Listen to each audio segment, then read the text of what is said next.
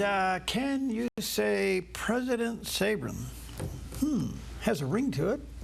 Well, I'm delighted to have back with us Professor Murray Sabrin. He's Emeritus Professor of Finance at Ramapo College in New Jersey.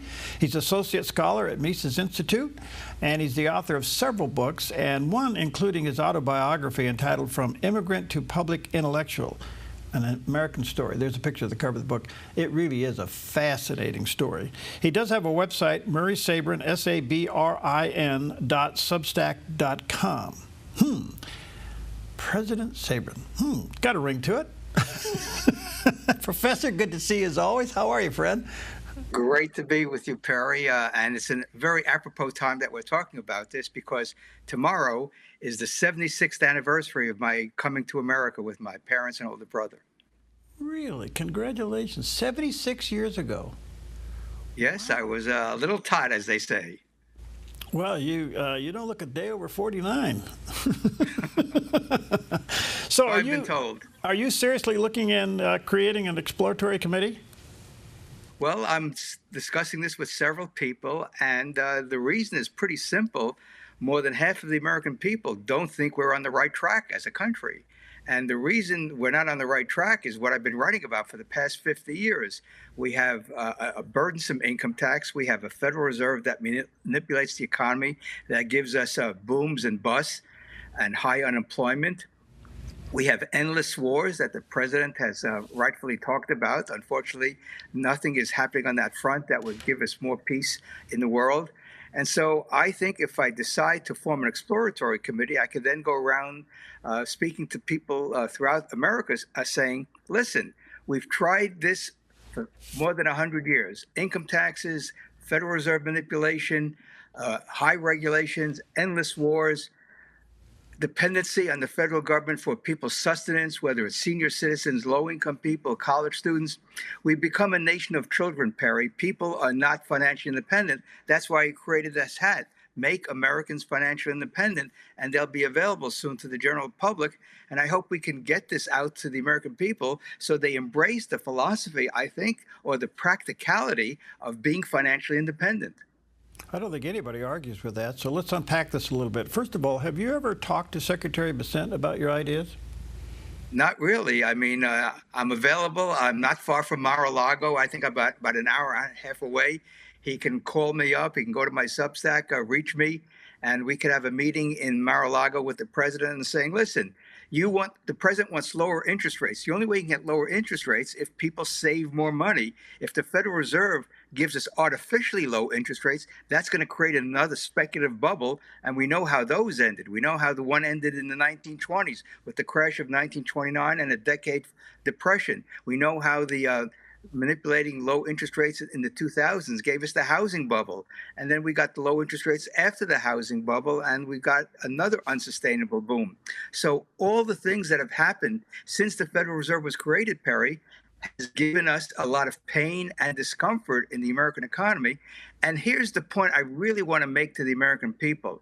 The U.S. economy, given everything that's thrown at it from taxes and spending and regulation and endless wars and interest rate manipulation, it is incredibly resilient. And the reason it's so incredibly resilient is because the men and women entrepreneurs out there that make things happen are creative and innovative, and therefore they get the goods and services that the American people want. That's, I think, the beauty of America. Plus, and here's another important point, we have this gigantic free trade area called the United States of America. That has been one of the primary reasons that the U.S. economy, that the American people have as high standard of living as they do today. All right, a lot here. What's your take on Chairman Powell hating Trump so much that he won't play ball with them, and yet two of his committee members voted against him maintaining the interest rates? And I realize long-term the Feds need to go, but the conduct of the current Fed chair seems to be pretty petty. Well, Trump is touting how great the economy is, despite interest rates being at the level that they are. Short-term interest rates are not the key interest rates for the economy, Perry. It's the 10-year Treasury bond, and that is determined by supply and demand in the financial markets. And there's a wonderful little article in today's Wall Street Journal by a former Fed president from Philadelphia who pointed this out. The Fed does not control long-term interest rates, and that's determined by inflationary expectations and the real rate. The real rate historically is about 2%. Inflation is around 3%. So we have nearly a 5% 10-year Treasury note, and that is consistent with sound financial analysis. Short-term rates are what the Fed does in order to stimulate the economy, which always ends in a recession. Yeah. So we don't need the Fed to pump money in to get the rates down. We just need people to save more, and that will bring interest rates down. A big question, and I'm not trying to be, superficial here, but is it possible to eliminate the Feds? Oh, sure. We didn't have a Fed until 1913. We had attempts at central banking with the first bank in the United States, the second bank in the United States. The economy grew by leaps and bounds from 1800 to 1913 when the Fed was created, despite not having a major central bank for any length of time. What the Fed should be doing is just supervising the banking system. That's basically it, and clearing checks. The Fed doesn't need to do what it's doing now. They have 400 PhD economists. And what are they all doing? Because the economy does not run on economists. The economy runs on entrepreneurship and capital. That's what makes an economy grow, is having enough savings so entrepreneurs can tap the capital markets to invest in things that they need in order to get goods and services to us. This is such a simple proposition, and it's spelled out in a wonderful book that was published the year I was born, 1946, by Henry Hazlitt, Economics in One Lesson. Everyone should read that book. They can read it free online at the Mises Institute website. Okay. Check that out, Mises Institute. All right. As you well know, the president fired the head of the Bureau of Labor Statistics, and Yeah. This is so interesting. Is this another agency that we need or not? Well, the reason that we have these mega government agencies is because they want to try to plan the U.S. economy by looking at all the data, inflation, unemployment, trade data. We don't need this data. All we need is free enterprise. That will allow the economy to grow. And these data sets are used by government planners in order to set interest rates, in order to determine what the tax code should be, determine how much spending there should be in the economy. This is a form of central planning. The Soviet Union had all sorts of data collection, and where did it get them? It got them nowhere. We don't need data collection by the government. We need the free enterprise system unfolding before our eyes that would allow businesses to make the goods that we need. And I may sound like a broken record, but the free enterprise system is the greatest invention that human beings have ever made in the history of human civilization. No, I think there's no argument there. I know where you stand on tariffs. I get it. And I guess what my question is now, the way he is using tariffs to bring business to the United States, making the United States bigger as far as being the #1 marketplace, isn't that still good? The way you get businesses to come back to the United States, and by the way, that's not a responsibility of the federal government. I can't find anything in the Constitution that says the goal of the federal government is to bring businesses back to the United States. The reason businesses went overseas is because their costs were going up, because the Federal Reserve was inflating the supply of money, causing prices to go up of inputs, especially wages. So they went overseas to produce things at a lower cost. My proposal, which I've written about, is if you really want to boost the U.S. Economy, is you get rid of the corporate income tax and make the United States the magnet for businesses around the world. Can you imagine companies in Japan and Europe and other places saying, hey, if we produce in America, we don't have to pay corporate income tax. We save a boatload of money, and we can not only service the U.S. market, but we can service the rest of the world with lower tax burden products. And that would be a great boon to the U.S. economy. It would create millions and millions of jobs in America. So I guess the question I have there, Professor, is why hasn't Trump floated that idea? I mean, everybody would agree that the corporate tax is too high. If that was brought down, or like you say, eliminated, and you carry that over into inheritance tax, those two things alone would set this place afire, don't you think? Look what we had prior to the income tax and the Federal Reserve. We had no income tax except for a brief period during the Civil War. We didn't have any inheritance taxes, no estate taxes. We had huge savings and investment, especially from overseas, and that made the U.S. economy boom post-Civil War. Not only that, we restored the gold standard in 1879, which was suspended by Lincoln during the Civil War. And so those several things happened. Restoration of the gold standard, no income tax, and relatively free trade. The only revenue for the federal government was basically the tariffs, and that was a bone of contention because people felt that it was basically a subsidy to the U.S. manufacturers.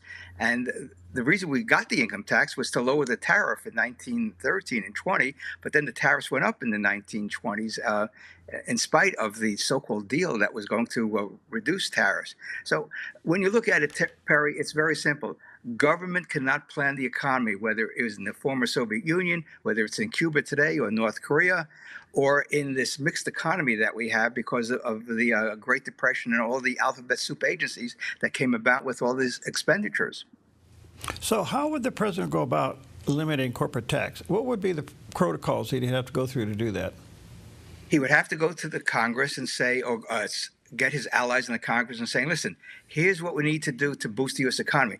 And what Trump needs to do is address the nation. I don't think he's made an Oval Office address in his presidency, especially since he was elected in last November. And I don't recall him doing one in his first term. I may be wrong. But the point is, he should lay out the case that not having a corporate income tax, which raises $530 billion a year out of a $7 trillion budget, which is a small part of the federal revenue stream, and say, this will be the greatest boon to jobs, because all he talks about is jobs and American businesses.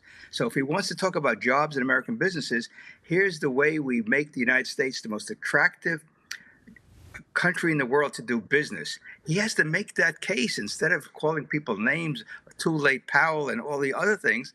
He should talk about basic economics and finance, and a business person, he should be able to articulate that very easily. So given his business acumen, why hasn't he done that? I mean, that seems like to be step one. Why isn't that being done? I'm perplexed as much as you are. I have no idea because, as I wrote in my Substack recently, some of his policies sound like Bernie Sanders instead of Colonel Sanders, who was a great entrepreneur. I mean, he sounds like Bernie Sanders when he thinks the government has the right and the ability to plan the U.S. economy with tariffs and all these other things. I give him credit for deregulation is one of the most important initiatives of his presidency, because that is basically an indirect tax on American businesses and consumers. So why he thinks that the U.S. Government can plan the U.S. economy through tariffs and bring businesses back to America. Now, some of those things would probably happen anyway, but the best thing he can do is lower the corporate tax rate, and he should get his people in Congress to say, we're going to lower the tax rate for businesses, and we can also do it for individuals as well, because they go hand in hand, and say we need to make Americans financially independent. Too many people are getting Social Security, Medicare, Medicaid. Those are the three big entitlement programs in the country. They're basically welfare programs, and if we could do a whole show on those programs. In fact, the other day was the 60th anniversary of Medicare and Medicaid, and this month is the 90th anniversary of Social Security, and they're both financially underwater. They're not sustainable. So the thing is, we have a financial problem, we have a practical problem, we have a fundamental issue about what is the role of government in a free society. And the problem is no one is willing to have that debate in Washington. It's all about deal making, and that's not going to cut it as far as I'm concerned in terms of creating sustainable prosperity. All right, let me take a quick break. Check out the professor's website, Murray Sabrin, sabrin.substack.com. Mises Institute, what's that website? Professor? Mises.org, MISES.org. MISES.org. And then check out his book, From Immigrant to Public Intellectual, An American Story. There's a picture of the cover of the book. We'll take a quick break. We'll be right back.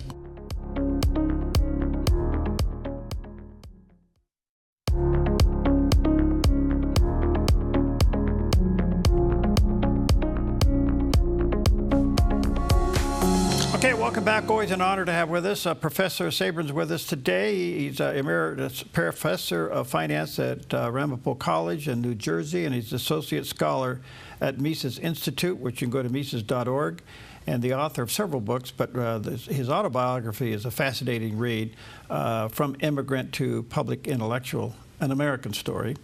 And he has a website, murraysabrin.substack.com. And he is seriously considering forming a 2028 Presidential Exploratory Committee. And I think in our previous conversation, you can understand why and where he's coming from in all this. You make an interesting suggestion here, Professor, and that is instead of giving money to your campaign, give it to nonprofit organizations. Yahoo! Well, here's the point, Perry. As you know, I was born in West Germany right after World War II under American occupation. So the United States government administered the part of Germany where I was born. So therefore, we're investigating, do I have birthright citizenship because I was born under the American flag? And so that's being investigated. And if that passes muster, then I would be able to run for president and serve. Even if the courts rule that I'm not eligible to serve as president, I can still run because people have been running for president without being naturalized citizens. But the point I would make about this, Perry, this is the key point. If we're going to apply the Constitution to presidential eligibility, shouldn't we apply the Constitution to what the federal government can spend money on? And Article 1, Section 8 spells what the government can spend money on, and about 90% of the federal spending is not authorized by Article 1, Section 8 of the Constitution. Therefore, we should apply the Constitution for everything that goes on in America. Gosh, I hope you're out there. I really do, because I think you reset the argument. You reset the debate and the narrative. So I hope. Let us know how you make out on that. When do you think you'll know about your? Well, I spoke to an attorney today, and he's going to do some investigating for me. It should be fairly easy to find out if the Supreme Court ever ruled on this. I don't think they have, and so we'll get some clarity very shortly. But the point is, I look at what I'm doing as sort of the culmination of my journey in America, starting in 1959. And my book really explains that, of why I believe what I do. And that's because of my learning and my personal experience with my parents. The only ones survived World War II in their native Poland. And that's how I'm committed to the notion of having a peaceful foreign policy and ending these endless wars that Trump talks about. But I think I can deliver on that, given my personal background and my commitment to peaceful relations with all the nations of the world. All right, let me just kind of bounce a couple foreign policies off of you, because you've made the interesting proposal that Palestinians should become full Israeli citizens. Explain that. Yeah, I think it's pretty natural since they are in the geographic area of Israel, even though they live in the Gaza Strip and the West Bank. So I think if Israel wants to have peaceful relations with the Palestinians, incorporate the Palestinians in Israel, because Israel considers itself the major democracy in the region, and therefore have a pluralistic society where everyone has equal rights and people can enjoy the benefits of living in Israel with a flourishing Israel economy. And I think that would eliminate a lot of the problems that we're now seeing in Gaza and the West Bank. You would have to assume then that the Palestinians are clear from their ties to Hamas in order to make that work. Well, there's no question about it. I mean, this is the sticky point here. I think the reason that the Hamas was created, by the way, Israel helped create Hamas, from what I've been reading over the years. People need to get together, just like in the United States today. We have a multitude of cultures, multitude of value systems all across the country, and people are living in relative harmony in the United States. And that's the tricky part. It's very difficult to create a country of different ethnic and racial demographics. It's probably the most difficult thing in the human experience. That's why Yugoslavia was a failed nation. You have, 6 countries that evolved from Yugoslavia. Even Czechoslovakia is 2 separate nations, the Czech Republic and Slovakia. So again, it's clear that having people from different backgrounds under one government umbrella is probably the most challenging thing that human beings can accomplish. In the meantime, we have our problems back home, and socialism still seems to have a stronghold in a lot of areas, and it's actually being embraced, especially with the candidate for mayor in New York, and then Senator Warren coming out and saying this is the future for us. I mean, that's just raw socialism. What do you think of that? Well, I would be happy to take Mamdani to Cuba, where I visited many years ago, and I saw exactly what the Cuban economy was under socialism. And they're reforming slowly but surely. They're getting rid of a lot of socialism. There's some free enterprise creeping into the Cuban economy. But I can tell you from going to government stores, which are barely which are basically empty of goods that people want, the Cuban economy should be flourishing because of the natural ties to the United States. And the United States has isolated itself from Cuba. And so Mamdani should go to Cuba on a fact-finding mission. I'd be happy to take him there. We fly out of Miami, go to Havana, and do a tour of the country, and you'll see how poor the country is. One thing I noticed in Cuba that is just a highlight of third world countries, especially socialist-leaning countries, is the poor conditions of the roads. I mean, the roads are incredibly in poor shape. So if you can't do the roads, if the government can't do roads properly, how can they do the other things like healthcare and food supply and all the other things that we, the people, want in order to have a decent living standard? I got about a minute left, but to that point, don't we see this unwinding? The same thing you just mentioned, don't we see this unwinding in China, Russia, Iran? Yeah, I mean, China in 1976, when Mao died, was really a backward country. And then Deng Xiaoping said in 1979, we're going to free up the economy. And look what's happened in China for the last 40 some odd years. It's blossomed. Now, they're not perfect by any means. They're not a free enterprise paradise. But at least they have markets, which allows price discovery and capital formation. But the government is too heavily involved in China also. That's why they have these ups and downs, these ghost cities where they build these high rises and nobody lives in them. So there's a lot of waste and inefficiency in the government trying to plan the economy. That's why the Communist Party should disappear from China and have a pluralistic society and get rid of the controls that they have right now. Do you think we'll see them crumble? Because their economy is in shambles right now. There's no question about it. They have to make a decision. Do they want to do the same thing over and over again? And we know what the definition of insanity is, doing the same thing over and over again and expecting a different result. Yeah. Or do they want to say, we're going to allow the Chinese people to have the freedoms that every human being is entitled to, no matter where they live on this planet. Professor, always great to see you. MurraySabrin.substack.com. That's one place you can connect with them. Check out Mises.org, which is Mises Institute, and certainly get a copy of his autobiography, From Immigrant to Public Intellectual, An American Stories. Always great to talk to you, and can't wait for the big announcement. Thanks, Barry. Looking forward to seeing you again very shortly. Okay, take care, buddy.